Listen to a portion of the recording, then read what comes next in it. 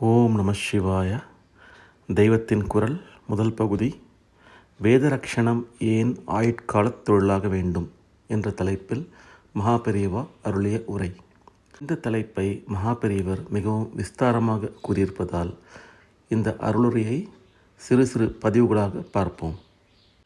பாரம்பரியமாக தொழிலை பிரித்து கொண்டு செய்வதில் சமுதாயம் முழுவதற்கும் ரொம்பவும் அனுகூலம் இருப்பதாகவே தெரிகிறது. ஆனால் பிராமணன் என்று இருக்கிறவன் செய்ய வேண்டிய தொழில் வேத ரக்ஷணம் என்றால் இதனால் சமூகத்துக்கு என்ன க்ஷேமம் என்ற கேள்வி எழுகிறது.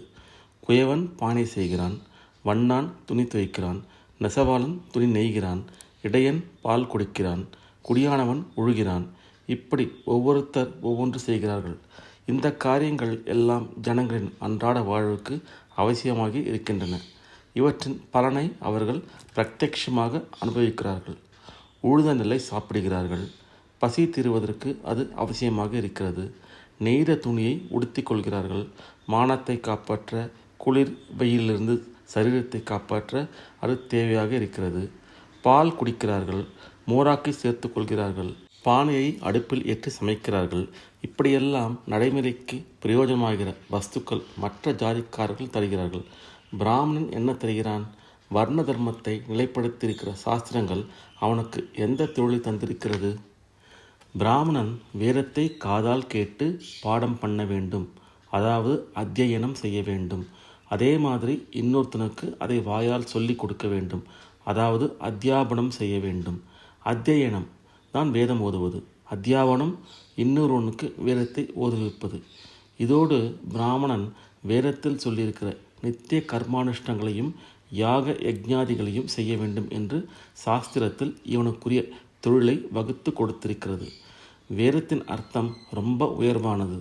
அதை காப்பாற்ற வேண்டும் என்று சொன்னாலாவது நவீன காலத்தவர்களுக்கு ஒப்புக்கொள்ளலாம் என்று தோன்றும். ஜன சமூகத்துக்கு அறிவு, கலை எல்லாம் வேண்டும். வேதம் நிறைய அறிவை தருகிற வஸ்து என்பதால் அதன் அர்த்தத்தை சிலர் சமூகம் முழுவதற்கும் பிரச்சாரம் பண்ணி கொண்டிருந்து விட்டு போகட்டும் என்று சொல்ல தோன்றும். ஆனால் சாஸ்திரம் இப்படி சொல்லாமல் பிராமணனாகப்பட்டவன் வேதத்தின் சப்தத்தை காப்பாற்றி கொண்டிருக்க வேண்டும், ஜன சமூகம் முழுவதற்கும் அதை கொடுத்து ரட்சிக்க வேண்டும் என்கிறது. அர்த்தத்தை எல்லோரும் அறிய பண்ண வேண்டும் என்றால் அதில் லோகக்ஷேமம் தெரிகிறது. நேர்மாறாக சப்தத்தை சிலர் மட்டும் வைத்துக் கொள்வதால் லோகக்ஷேமம் என்றால் நம்பிக்கை வரமாட்டேன் என்கிறது. மற்ற தொழில்கள் நின்று போனால் சமூகம் பாதிக்கப்படுவது போல் வேத அத்தியனம் நின்றால் எப்படி பாதிக்கப்படும் என்று தெரியவில்லை. இது புரிய வேண்டுமென்றால் வேதம் என்பது என்ன என்று தெரிந்து கொள்ள வேண்டும். இவ்விஷயத்தை முழுக்க அறிவினால் ஆராய்ந்து மட்டும் பிரயோஜனம் இல்லை. அனுபவஸ்தர்கள் சொல்வதை நம்பினால்தான் உண்டு. இப்படி சொன்னவுடனேயே ஆக்ஷேபனை வந்துவிடக்கூடும்.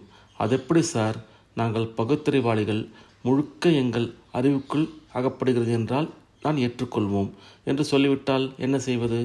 எல்லா விஷயங்களுமே மனுஷ அறிவுக்குள் அகப்பட்டுத்தான் ஆக வேண்டும் என்று எப்படி உரிமை கொண்டாடலாம்? எத்தனையோ ஜீவராசிகள் இவன் ஒருத்தன். இவனுடைய லெபரட்டரியில் நடக்கிற காரியங்கள் ஒரு மாட்டின் அறிவுக்கு புரியுமா? என் புத்திக்கு புரியாததால் இந்த பௌதீக விதிகள் இருக்கவே முடியாது என்று மாடு சொல்லலாமா? மாடு வரைக்கும் போக வேண்டாம். மனுஷர்களிலேயே ஃபிசிக்ஸ் படிக்காதவர்களுக்கு அவை எப்படி புரியும்? ஆனால் அதை நன்றாக படித்தவர்கள் சொல்வதால் படிக்காதவர்களும் நம்புகிறார்கள்.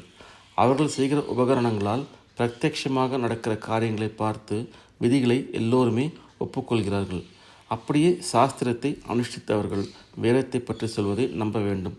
இதுவரைக்கும் அது பிரத்யட்சமாக தந்திருக்கிற பலன்களிலிருந்து அதை ஏற்றுக்கொள்ள வேண்டும்.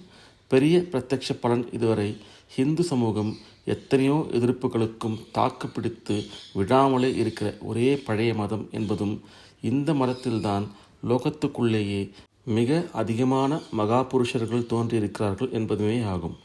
எங்கள் அறிவுக்குள் வர வேண்டும் என்று ஜனங்கள் சொல்லாமல் நம்பி ஏற்றதாலேயே இதுவரை ஸ்ரேயஸை அடைந்து வந்திருக்கிறார்கள். மனுஷ அறிவின் எல்லையை மீறி அகண்டமாக ஆனவர்களே ரிஷிகள். அவர்களின் மூலமே வேத மந்திரங்கள் லோகத்துக்கு வந்திருக்கின்றன என்பது அடிப்படை கொள்கை. அம்மாதிரி மனுஷர்கள் ஆத்ம சக்தி பெறவே முடியாது என்று சொல்லிவிட்டால் அப்புறம் பேச்சே இல்லை. பிரத்யட்சமாக இருக்கிற மகான்களையும் சித்திமான்களையும் வேண்டுமானால் சுட்டிக்காட்டி இவர்களுக்கு மற்றவர்களுக்கு இல்லாத சக்திகள் இருக்கிறதே, இதை பார்த்தாவது நம்புங்கள் என்று சொல்லலாம்.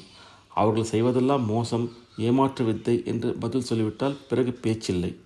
இப்போது நாம் இருக்கிற நிலையில் நம் புத்திக்கு என்ன எட்டுகிறதோ அதற்கு மேற்பட்டதாக எதுவும் இருக்க முடியாது என்பதே தான் ரொம்பவும் பகுத்தறிவற்ற வாதமாய் இருக்கிறது. இதை அப்படி சொல்பவர்களை புரிந்து கொண்டால்தான் உண்டு. ஏதோ சுவாரஸ்யமாக பேச்சு கச்சேரி கேட்கலாம் என்ற அளவிலாவது எத்தனையோ தினசான அரசியல் மீட்டிங்குகள் இருக்கிற போது கூட இங்கே என்னிடம் நீங்கள் வந்திருப்பதால் உங்களில் யாரும் இப்படி தங்களை முழு ரேஷனலிஸ்ட் ஆக சொல்லிக்கொள்ள மாட்டீர்கள் என்று நினைத்து வேதன் ஏன் சம்பிரதாயப்படி இனியும் இருக்க வேண்டும் என்பதற்கு கூட காரணம் சொல்கிறேன். ஒருவேளை அப்படி இல்லாதவர்களுக்கு சாமியார் சொல்வதும் கொஞ்சம் சரியாக இருக்கும் போல் இருக்கிறது என்று தோன்றினாலும் தோன்றலாம். ஓம் நம சிவாய. வேதரட்சணம் ஏன் ஆயுட்கால தொழிலாக வேண்டும் என்ற தலைப்பில் மகாபெரிவா அருளியதை அடுத்தடுத்த பகுதியில் பார்க்கலாம். ஓம் நம சிவாய.